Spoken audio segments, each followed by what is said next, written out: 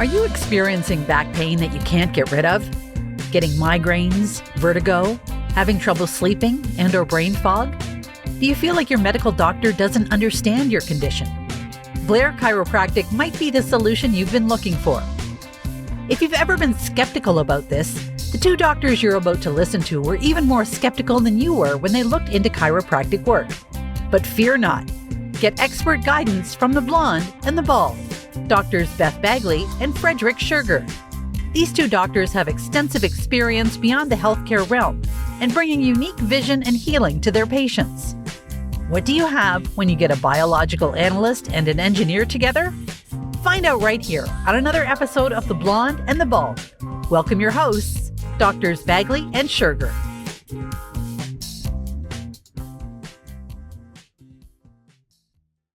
Welcome, folks, to The Blonde and the Bald. I'm Dr. Frederick Schurger. We have Dr. Beth Bagley with us in the house, as always, tonight. And this is why we're going to call this the train wreck edition, because we are already trying to remember a couple of things. This has been one of those weeks. I mean, certainly we didn't record last week. We had some stuff going on. I don't know if it's going to make a interference with the actual posting schedule, which sometimes happens every 2-3 weeks. Sometimes we have to take a break in the middle.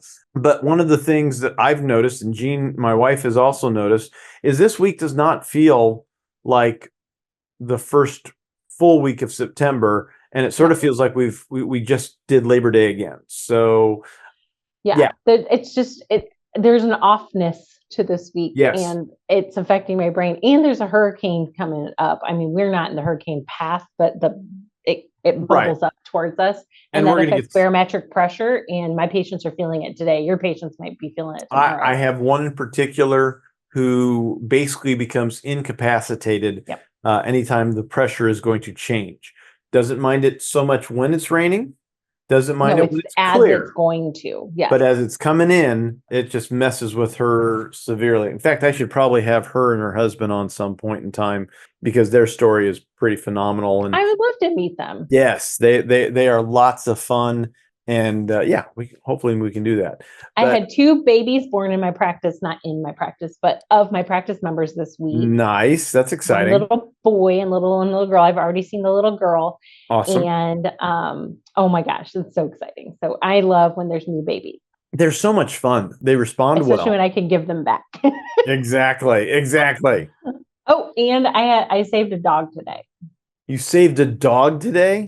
So I was walking up to the front desk and I look outside and I see this like poof ball walk past my door. My front door is made of glass, so you can see right through it. And I saw a poof ball walk right through. And I was like, what the hell was that? So I look out and I was like, it's a puppy. And it was like actually a puppy. It wasn't like just like a little dog. It was a puppy. And I was like, come here. And she came right to me and she walked right down in like she owned the place.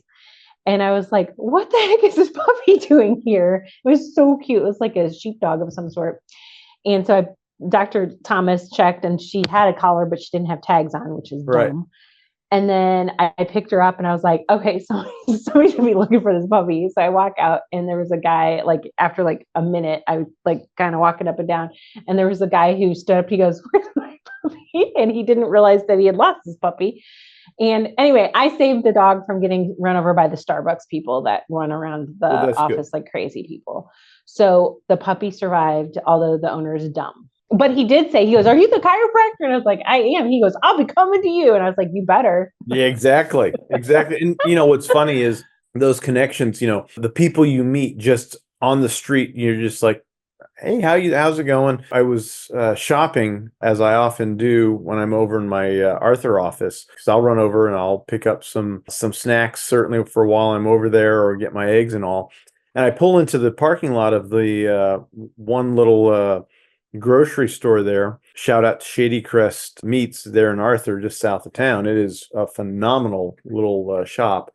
You can get a sandwich there if you'd like. I see next to me a slab jacking company. Like, I got to make note of that before I leave because I've got some unlevel concrete that I should get fixed. Sure enough, I see him, the owner, because he's got his T-shirt on the back of his T-shirt, he had his company name.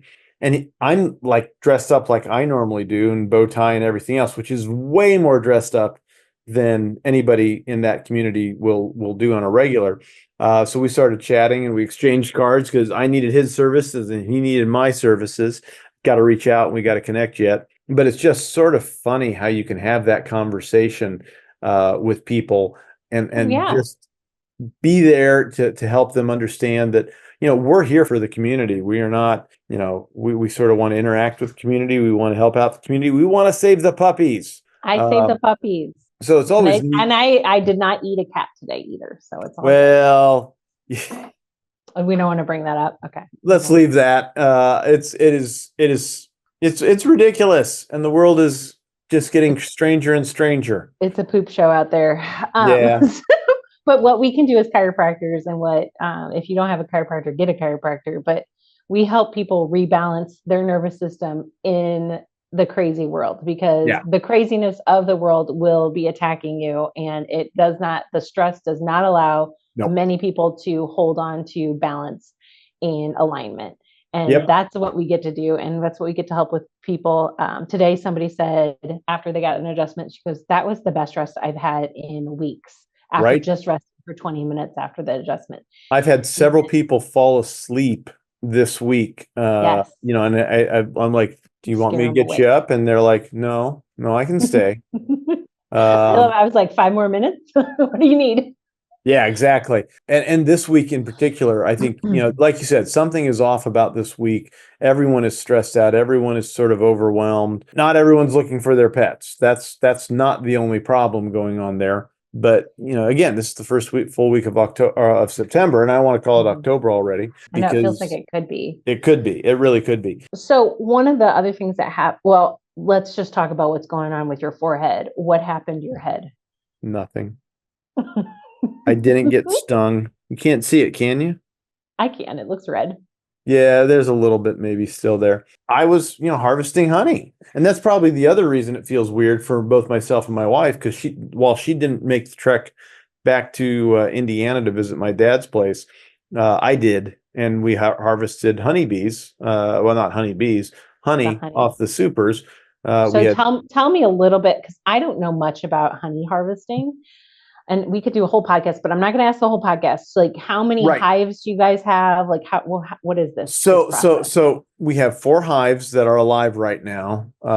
We screwed up last year, and we're hoping that we can figure out a way to fix our screw up. And I will definitely be talking to better beekeepers than who might be able to help guide us through this, because we are not master beekeepers. We just like to do it, and we're surviving and getting honey off them.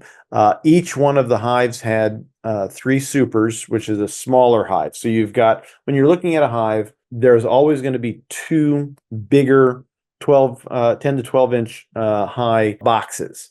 And that's where the bees live all year round. That's theirs. That's where their food is. That's where they lay the eggs. And that's what, half the reason you want to keep the queen underneath that. So, and everything above that is extra. So you basically, give them extra places to put honey, and they will. And sometimes they got to draw out comb, which 2 of the supers needed comb drawn out. And supers is the top part of the hive. Supers is the top part of the hive. Yep. And that's where, that's where you're harvesting honey. That's where you're going to get honey out. The stuff on the bottom, that's theirs. That's theirs to keep. And we had a good day to harvest. It was cool. I only got stung once. Right in the forehead. Well, no. Actually, that I shouldn't say that. I got stung 3 times. The forehead was through the suit. No, it was. Yeah, okay. So I'm wearing the suit. The first sting was on my belly through my t-shirt. Mm-hmm. And I am completely, all my exposed skin is not exposed, but they still can go through the t-shirt apparently.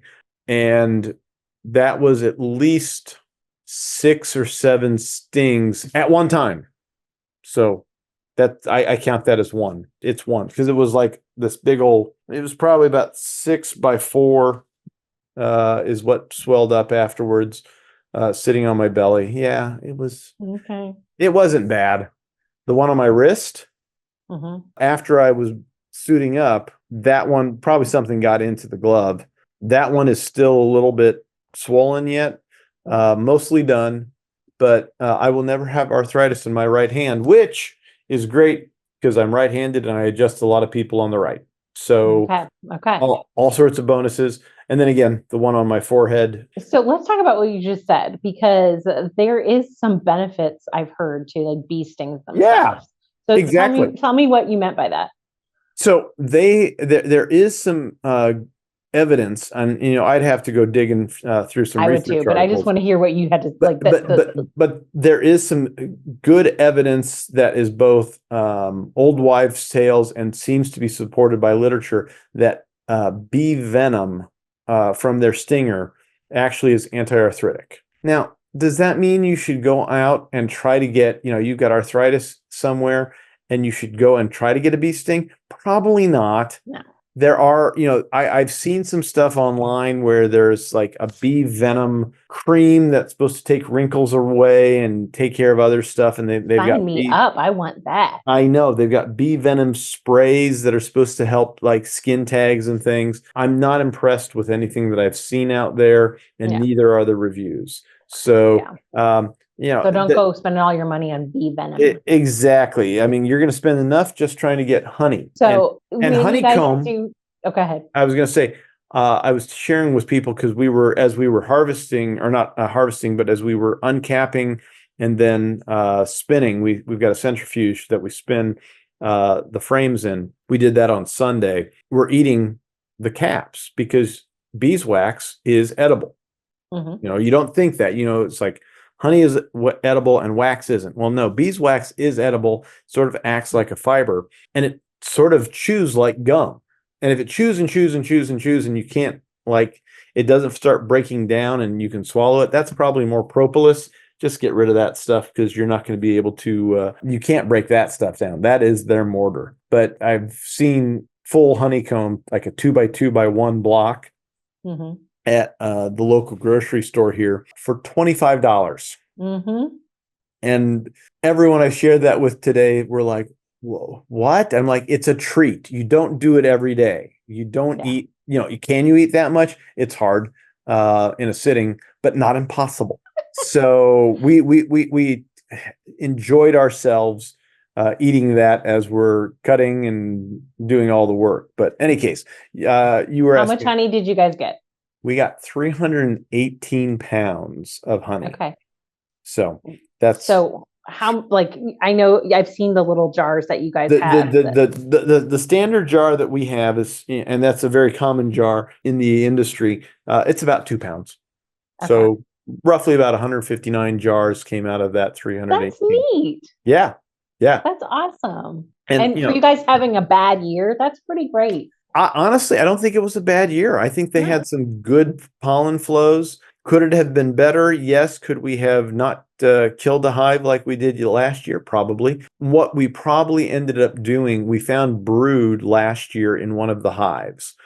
We joke about it being the Sicilian hive. This was like a wild hive that just spontaneously took over an old hive that I don't think it was my grandfather's, but as old as it is, could have been. And it ended up being, there was brood in one of the supers. So somehow a queen got up above where she's not supposed to be. There's actually a tray called a queen excluder that is a bunch of metal frames or a bunch of metal slats where a worker bee can get through. And but the queen's just a little bit bigger, right? Her thorax and her basically abdomen is just big enough for laying eggs that she can't get through. But a young queen who might not have been at full development could have gotten up there and then got stuck up there. Well, we moved the brood over to another hive to try to boost it, not considering that there was a queen up there. So that hive moved to a new spot, that old hive, which needed to die because the entire box is falling apart. Yeah. But they kept on trying, they lay propolis down like we lay concrete down. And the thing is their propolis is stronger and it lasts longer. And it was literally holding that entire hive together. That's a problem for various reasons because you have to be able to inspect the hive and other things, but it's fascinating. I highly recommend. Last thing I want to ask about honey, just because I'm interested in it, is people talk about how if you buy local honey, there is a possibility of helping with allergies. What do you think about that? I think there's something to it. Now, how local does the honey need to be? Does it need to be within your community, or does it need to be in the greater area? When I'm looking at weather patterns and who I'm sort of following for learning stuff about beekeeping, I like the people in the Midwest, and I'll watch their videos a little bit more frequently than I'll watch someone outside of the immediate Midwest. There's a guy by the name of Yappy Beeman down in Georgia that is finding. That's quite a name. It is. He's on YouTube. He's catching all sorts of lost hives or bee colonies that have infested an area that he needs to get out. He will walk out just like we are, no extra bee stuff, and he will literally just grab and pull them on in and not even worry about being stung. And somehow he can do that. I am not that blessed. No, they want to sting you. They like to sting you. Apparently. I mean, maybe it says a lot about your personality. It could. And getting back to my point before, you asked about the bees and for helping, or the honey helping for allergies rather. I was about to say that I highly recommend, if you're going to do anything with bees, have a good bee suit, because you won't regret. You'll be able to work without having to worry about them too much. But yeah, I think like the honey that I'm getting from Fort Wayne area, honestly, over here in Springfield, not a problem. If I bring it down for you guys down in St. Louis, it's we're sharing most still Midwest. Yeah, it's still most of the same. A lot of the same pollens, a lot of the same things there. So I mean, I think it's great. Most people look at honey as if it's just pure fructose. From a biological standpoint, fructose is not our friend. That is the sugar found in fruit, but fructose in fruit is also paired to a lot of fiber. So it takes the problem you have with high levels of fructose is your liver has to do all the metabolizing on that. So that's a lot of work on the liver. Which is why that's one of the reasons we highly recommend not drinking high fructose corn syrup sodas. Exactly. And Powerades and Gatorades, all of those things have high fructose corn syrup. Right, because now you've got extra work on the liver causing other problems.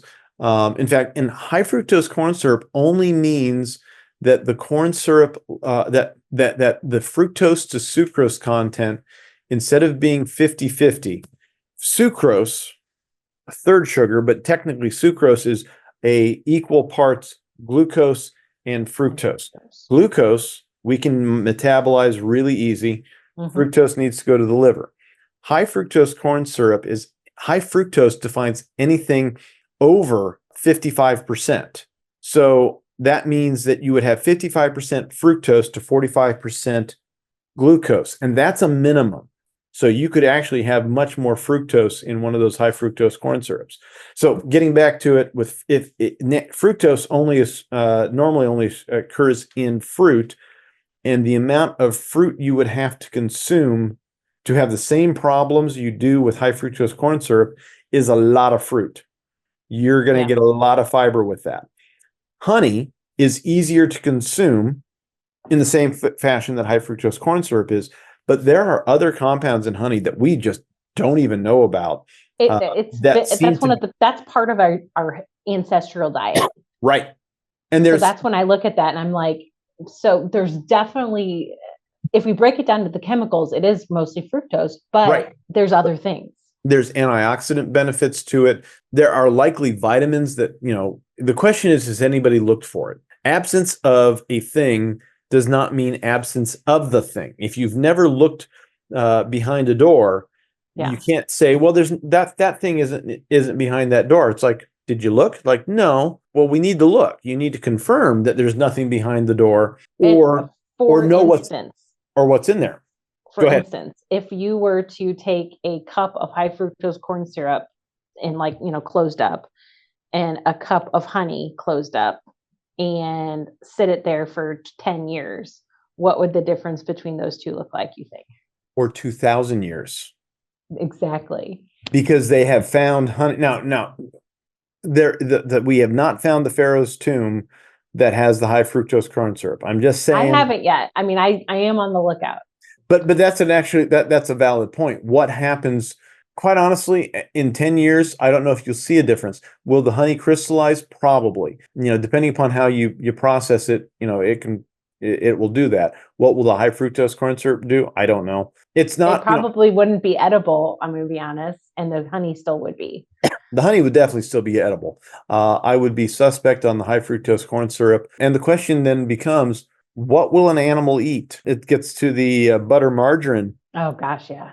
That's the other interesting thing is you think that the beehives are just going to have just bees in them. No, the bees have mites. I can't remember where the mites came from, but there was an infestation of a mite that will just kill a hive. And there are ways to mitigate the mites. There's what they call a small hive beetle, which are these small little, smaller than your pinky, black little beetles. And they are hard mothers. They're hard to smush. They like the darkness. They live in the ground.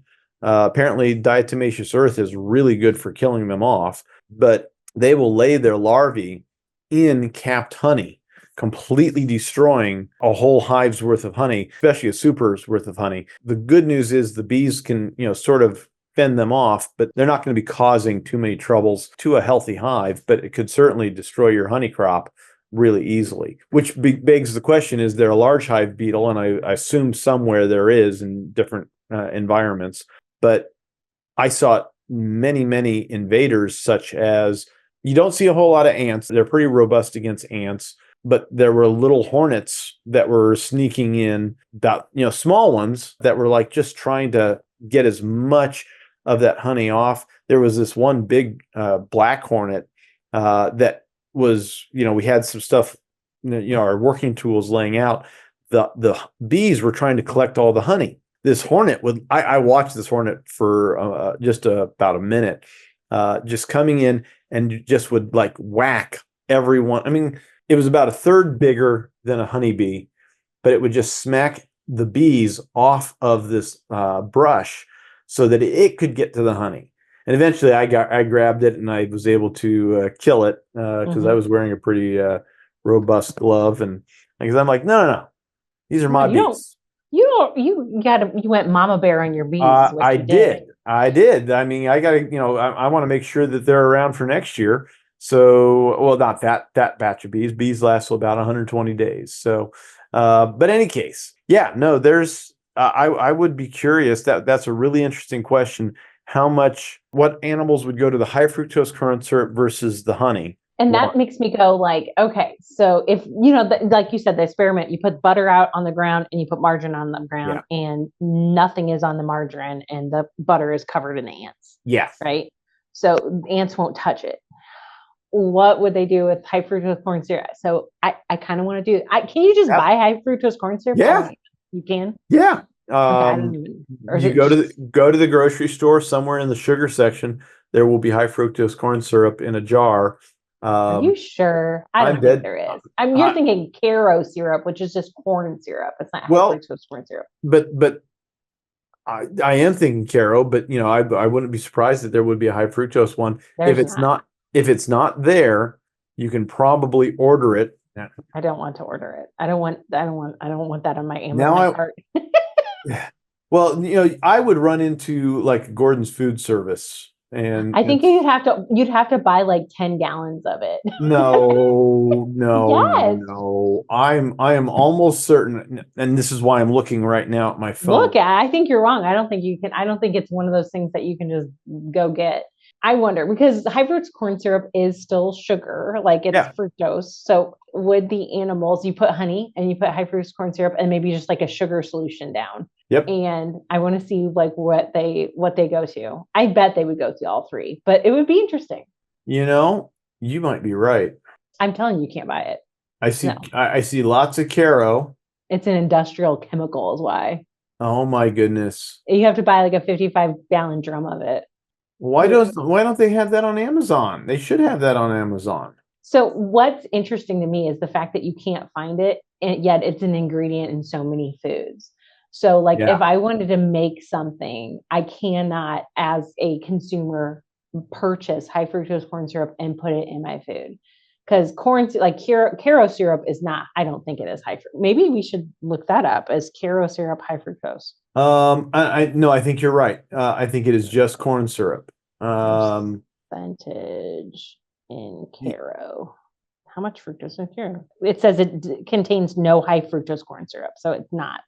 Well, this is interesting. Well, because I found another brand that is corn syrup and high fructose corn syrup, vanilla and salt, and it's considered light corn syrup. But I think it would be an interesting experiment all the way around. I think the best you could do is just get a soda and put it out, I guess. I don't know, but that still has other chemicals. It doesn't do us good. So if you're out there and you make industrial food products and you want to give us a sample of high fructose corn syrup, write down below so that we can do this experiment. Yeah, exactly. Reach out. Or do it yourself and show us the answer. Yeah, exactly. Now I'm just curious what straight Caro would be. I just try to look it up, like what the percentage of fructose Right. in Caro syrup, and it was not easily found on the Google. So Yeah, that's why you got to ask the AI to go search for it. AI help me. Yeah, see, Caro is just going to be corn syrup, whereas this other one had high fructose corn syrup. So yeah, and I mean, like the fake maple syrups are high fructose corn syrup, but then again, it has other ingredients in it. So yeah. So we would like to we would like to know what it is. I just want to do it by itself. But and then what's the consistency of high fructose corn syrup by itself? Like if I was to take it and dump it, is it like honey? Is it thinner than honey? Is it thicker than honey? Well, because if I was going to compare it to Caro, and I've not really played with Caro so much, thick. It's thick. It really is. Make some good pecan pies, though. Oh, it's not good for you. Yeah, no. I'm aware. I had a nun who made me a pecan pie with chocolate chips, and technically, it's not. She didn't make a pecan pie. She made a pecan pie. That's right. That is the proper way to say it. Because there's a difference, and if you don't know the difference, you've never had a pecan pie. Any case. Okay, so the other adventures that I've went on the last couple of weeks. Yes. I had breast thermography done. Yes. So the standard of care for someone in my age group is to start getting what I call the smash and grab. What do you call it? Well, I was describing it to one of my patients, and he's an electrician and doing some odds and ends, does general contracting now. And I told him, we hear about what women go through for a mammography, and it's sort of like putting our balls in a vice. Mm-hmm. And you go, and he and I both just sort of winced because neither of us like that. It doesn't feel good to think about. But then we're like, okay, we got to squeeze. If that's the case, then we got to, turn the crank on the manual thing. But that's just the optional way to do it. Most of these machines for mammography are automatically sweet and squeeze and pancake a breast. No. So it's just not, to me, it's just not a natural thing I would do with my breast tissue. Right. I personally don't even like to, as I'm a Blair doctor, is typically we do leg length checks, and most Blair doctors do leg checks face down. I do it face up. Reason being, I don't like to lay directly on my breast. I don't think it feels good. Right. It makes me uncomfortable. It makes me hold my back a certain way. It could affect my results. So that's why I do almost all of my leg length checks face up. Mm-hmm. And I also just don't like laying on my own face. So all of the things, and it's all about me. So I just make my patients do it the way I'd like to do it. That's fair. But I did the research and I was like, okay, these are the options. I could just go get the mammogram. Sure. Or like my sister's gotten a mammogram and then she had to go get an ultrasound because dense breast tissue. And part of me is like, why not just go straight to the ultrasound? Why do we have to do this mammogram thing in the middle? And the amounts of false positive and false positive readings that are in mammograms are like infinite. It's like so much. So I was like, okay, what are my other options? And other options are always like pretty much you have to pay out of pocket for, which is fine. So the two options I saw were breast thermography, which thermography is like a super cool camera that sees heat. Yep. So when it takes a picture of you, it's looking for cold, hot, what's going on. And I was like, okay, I definitely want to do that. And then I also just to double up because I like to just cover all my bases. I did an ultrasound. So an ultrasound is just like they do anywhere in the body, but just going around the breast tissue and seeing if there's any spots that they need to keep an eye on. Both of these, and I think my mammography is kind of the same way, is you're kind of looking for comparisons over time. Right. So I just had my first thermography a couple months ago. My next one's coming up in October. So that gives me a three-month span. And then after that, they recommend yearly to keep track of it. So far, so good. They like on the ultrasound, they found this little spot that they were like, we're going to keep an eye on that. And I was like, okay, but it wasn't like go out and go get a biopsy or something like that. Right. But one of your questions to me before we started the podcast was like, could a mammogram, the smashing of it, possibly break a capsule of a cancerous tumor? And a biopsy definitely does, right? Mm-hmm. So if we have our bodies doing what it's supposed to do, a tumor starts growing and it's not doing what it's supposed to do anymore, and it starts growing these extra cells, and the cells are growing, typically there's going to be some sort of encapsulation around a tumor.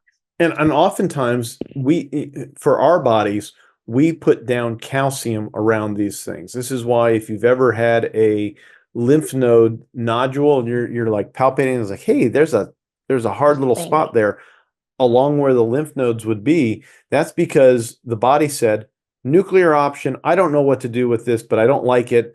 Let's just wall it off, and we'll either worry about it later or it'll be just away from everything else. And that's what ends up happening with a lot of things, especially in lymph or in the lymph nodes. The breasts are full of lymph nodes like crazy.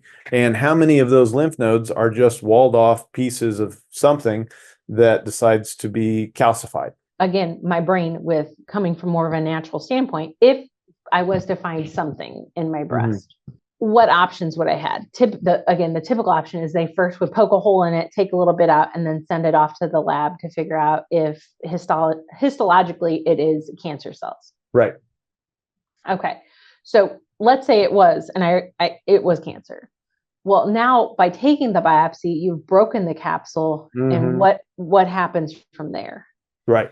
And that's really scary to me. So biopsies are scary to me, not because of like what it could possibly be, but like if we really think it's more than likely cancer, right, let's just take the whole thing out. Yeah. Like if you're going to do it, this is my opinion, not anyone else's. If you're going to do it, take the whole thing out. I don't want a little piece out that could start sprinkling cancer cells to my bones. Yeah. And then biopsy it and make sure that there's nothing else that, it's like, oh, this is a problem. We should see if there's anything else that's, causing a problem in the body at that point in time. Or, it's perfectly normal. Don't worry about it. So this is a doctor I kind of want to get on here, and I won't say her name right now because, she's putting her journey out on TikTok. So her first name's Rendy, and I can't think of her last name. It starts with an M, but she's on TikTok. Rendy's a hard name to like W, like instead of Wendy, it's an R. Okay. WR. Anyway, so she's a chiropractor, and she has been diagnosed with metastatic breast cancer, but she's doing all of the natural things. She's not getting a biopsy. I don't know if she actually got the biopsy or not. I don't remember the story, but she's fighting it with like ozone therapy and frequencies and detoxes and parasite cleanses and doing a whole bunch of things right now. And she's not really putting out exactly what she's doing because she doesn't, until she knows it works, she doesn't want to tell everybody what she did. But she is talking about certain things that she's been doing. And then she's going to more naturally get another thermography and see if there's changes there. And then I think she did get a PET scan. That's how they found the hot spots in her spine and somewhere else. But she's trying to approach it more naturally, where I feel like I would probably be doing the same thing, but you never know until you're in that situation. Right. But that's one of the things I want to keep track of. One of the things they did say in my report is that I've got lymph stagnation in like the axilla area here. Sure. I don't know what to do about that right now. I haven't actually done research on like, do I do a lymph massage? Like what go kettlebells. It's called kettlebells. It's not kettlebells. Not the answer to everything isn't keto and kettlebells. It's just, but it might be. If it ends up being overhead presses and motion overhead, then I was right. I'm just guessing. I'm just throwing silly I stuff don't out. know what it would be. Like I do some of that stuff. Yeah. And so I'm going to do some research on that and I would love my next scan to not have that. Sure. But I'm glad we're talking about it because I kind of forgot about it until right now. Sure. And, but that's just some options out there. I used a place called Midwest Thermography. They're here in St. Louis off of Clayton Road and Lamp and Lantern. Very nice woman. Really helpful. The images got sent to a radiologist and I got a report back. And then the ultrasound I did it's actually a traveling ultrasound group called HERSCAN, HERSCAN. And they got a website and you guys can go on there and check them out and see if they're coming to you, or if they're not coming to you. I think you can even, if you get enough people together, they will send a tech out to your group to do ultrasounds. So my question on the thermography, because I've read a little bit up on what sort of slowed down the progression and use of thermography, especially for breast thermography, was the need to, well, first off, it's not covered by insurance, largely because you need to get 3 scans in a row in a room. So in 45 minutes, you need to get 3 scans for it to be an insurance covered scan. And then you need to sit in the room topless for 45 minutes to get the 3 scans. Yeah. And it wasn't that long for that. Okay. So the process that I went through is you are told, the day of is don't drink coffee, don't do a workout, don't get a chiropractic adjustment, don't do anything that could affect it. Don't wear a bra that day, come, with a loose fitting clothing. And then you go and you sit, maybe it was probably 5 or 6 minutes. It really wasn't long that we sat there. And I just had like a paper or just a general gown on that wasn't touching anything. And that's when we went and she had my arms up, arms down, twist, turn, like there's different angles. So I have heard that before, but it sounds like this group doesn't do that. And I appreciate it because I was in and out of there in a half an hour. That's not bad. That's not bad. And the other question I have, my question goes back to what they were talking about. Again, this is back in the 80s. How has the technology progressed in that time that allows that to be a reliable test? And like you said, they're going to do another test at 3 months.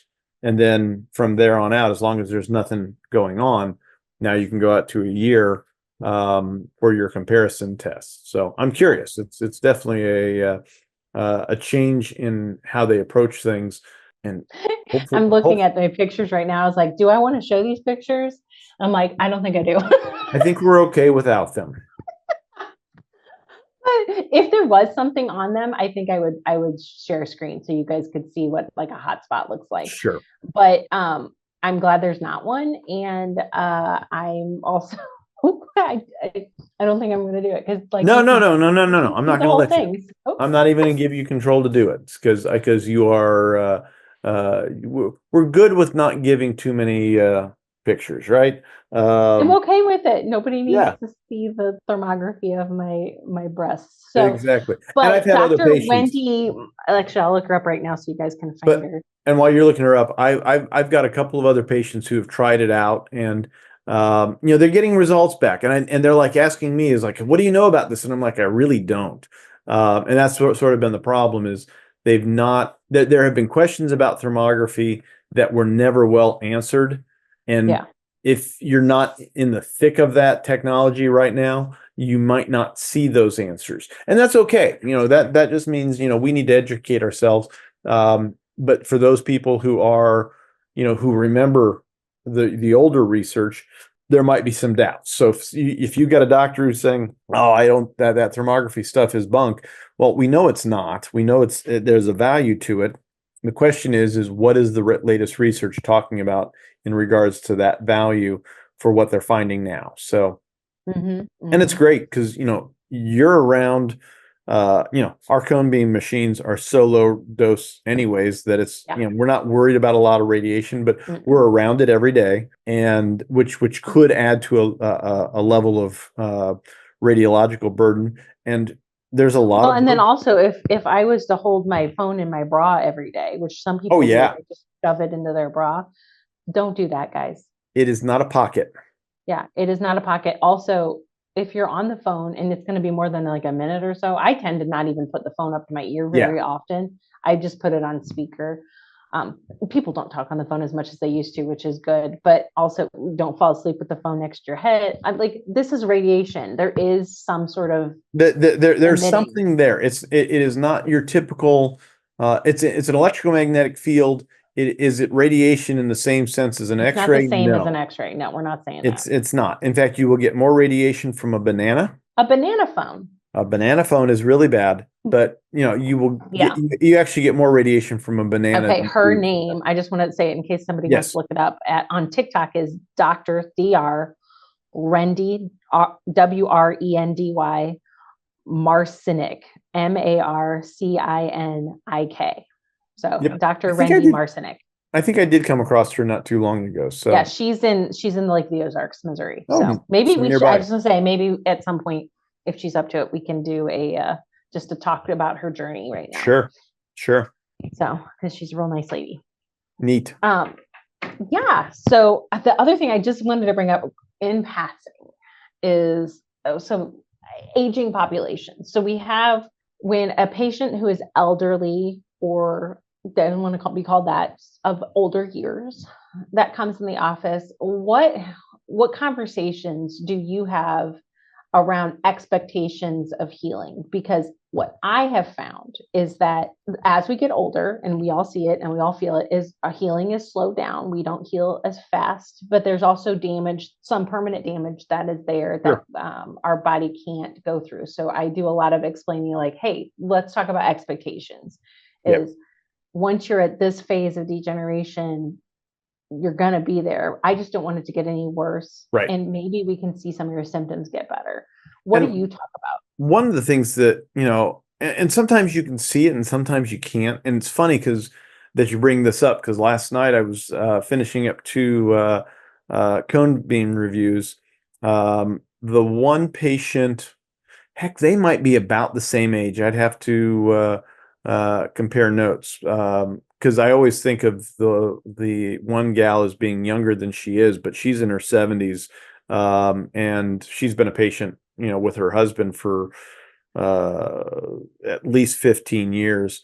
The other one's a newer patient, but was a nurse. But it's funny because I was looking at her lower cervicals, having a hard time seeing the edges, and I'm looking through the 2, 3, 4, 5 on the one side, and I'm just like, I got to go to a different view to really see that joint. And then I drop down to 6, and it is the biggest, clearest, no problems, no degeneration at all whatsoever. So it's really, and then I switch back, going back to the other patient that I was, who's been under care for 15 years. Great. She's always had good posture. She's always, been very, she's not overweight. She's taking care of her health. Her spine looks great, and very little degeneration. Able to make out all the margins on all the joints very cleanly and easily. And basically, the until I know what's going on the inside, I really don't have a good. I've got ideas about where you could be, but if you are slumped over and you've got what they call the dowager's hump going on, nobody likes the hump. Nobody wants the hump. Nobody wants the hump. All the more reason we should be sitting up tall all the time. Exactly, right? But if they're walking in with that, I'm like, I'm not going to be able to reverse that 100%. Can I get you to start sitting up and standing up straighter and taller? Yes. A little bit. And can I get you to be able to be more productive in these late years? Yes. What does that mean? Hopefully it means that you can do the dishes whereas you couldn't beforehand, and you could be active, and all the other things start working better. But quite honestly, it's funny because I'll put up their X-rays and compare them to some other references I have in the office. Oftentimes I'm like, all right, you're here. I can get you maybe a little bit back behind this, but you're never going to go back to a perfect spine. Yeah, it's just like us at we don't think we're that old, but we're not 20. I'm definitely not 20 anymore. I can feel it. And it's but it's between our ears. Some of it, and some of it's actual physical changes that have, knowing that when someone, like, their goal is to be pain-free, Mm-hmm. When you're older, I'm not saying pain is normal, but pain, Right. creaky joints, and you've lived a lot of years on this earth. So to expect some achiness, there's some things that might just be there, and that's okay. But the big things is that we don't, like if you're having sciatica down your leg, you can't live with that. No. You're, And having generally, tingles into your fingers. and Can't live generally with those that. are things that we can help with. Absolutely. And it also begs the question, what kind of nerve damage have you had? What kind of tissue damage is going on? I'll work on somebody and I'll check them and they're like, yeah, that's a little bit better. Still hurts. And I'm like, I'm good. I'm not walk on water good. There's so much that your soft tissue has to fix up.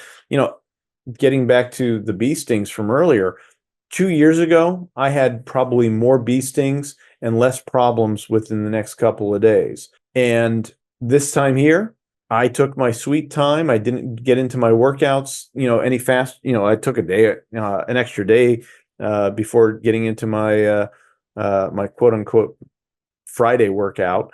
And I'm still, I'm right now getting to the point where I feel like I've metabolized all that bee venom. But, some things take longer to metabolize. And sometimes your pain stuff takes longer. So you just have to tell them it's going to take time. It's going to take more time now than it did 20 years ago or 30 years ago. And I get that that's frustrating. Like it absolutely is frustrating for me too. Yeah. Now, if they really don't want to feel pain, they should go work a beehive and get stung, and then they'll really feel pain. Hopefully they don't have an anaphylactic That's that shock. funny thing is like, doc, it hurts when I do that. And you pinch them, you're like, does it still hurt? No. Well, and I believe it was the great Dr. Groucho Marx who said, does it hurt when, doc, it hurts when I do this? And he said, don't do that. Don't do that. Yeah. Well, some of that's true. Some of that can be true.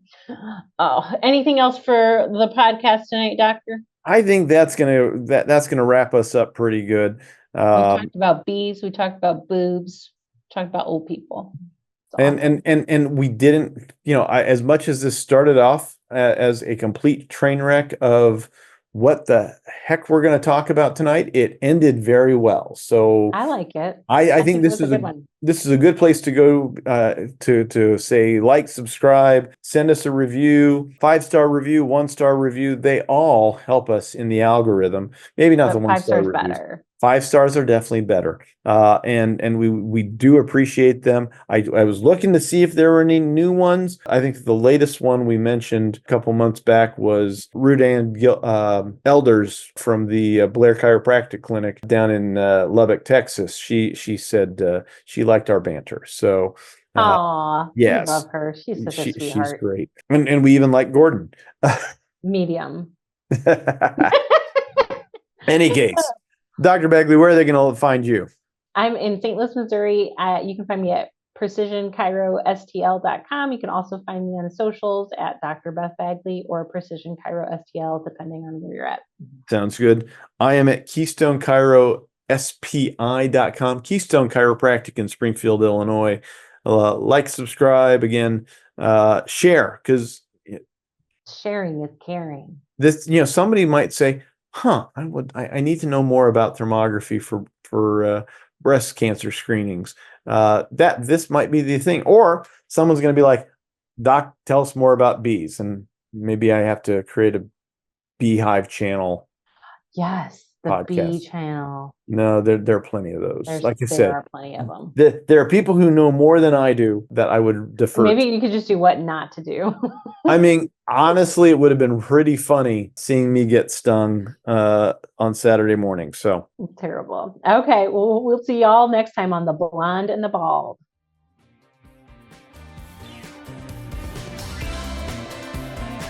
That's all for today's episode of The Blonde and the Bald. Don't forget to like, share, and subscribe. If you enjoyed today's show with Drs. Bagley and Schurger, remember, don't give up and just live with the pain. Come back next week and get more answers and solutions. Visit our websites at KeystoneChiroSPI.com and PrecisionChiropracticSTL.com for more info, and catch all the episodes of The Blonde and the Bald.